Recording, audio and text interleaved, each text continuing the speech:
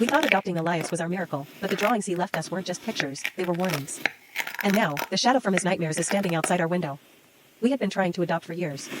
When the agency called about a child from a remote orphanage overseas, we thought our prayers were answered. They warned us he was different, but after seeing his wide brown eyes and shy demeanor in the photo, we couldn't resist. His name is Elias, the social worker said as she handed us his file. He's been through a lot. He doesn't speak, but he's otherwise healthy. We brought Elias home, prepared to give him all the love we could.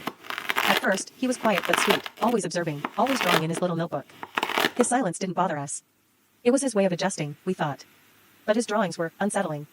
The first one was a crude sketch of a dark figure with hollow eyes, standing at the foot of a bed. "Who's this?" I asked gently, holding it up. Elias just stared at me, his expression blank. The next day, there was another.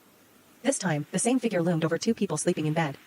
"Elias, are you having nightmares?" my husband, Peter, asked. No response. Elias just watched us, his head tilted slightly, as if waiting for something. That night, I woke to a soft rustling noise. I thought it was Elias until I noticed his bedroom door was closed. The sound was coming from the hallway. I nudged Peter awake. "Did you hear that?" We both got up, creeping through the house. Nothing seemed out of place, until we found another drawing on the kitchen table. This one was different. It was of our family, Peter, Elias, and me. Behind us stood the dark figure, closer this time. "What is this?" Peter asked the next morning, holding the paper out to Elias. But Elias just pointed to the window. We followed his gesture, confused, and that's when we saw it. A tall shadowy figure, standing by the tree line, motionless. Watching. Peter ran outside, but by the time he reached the spot, the figure was gone.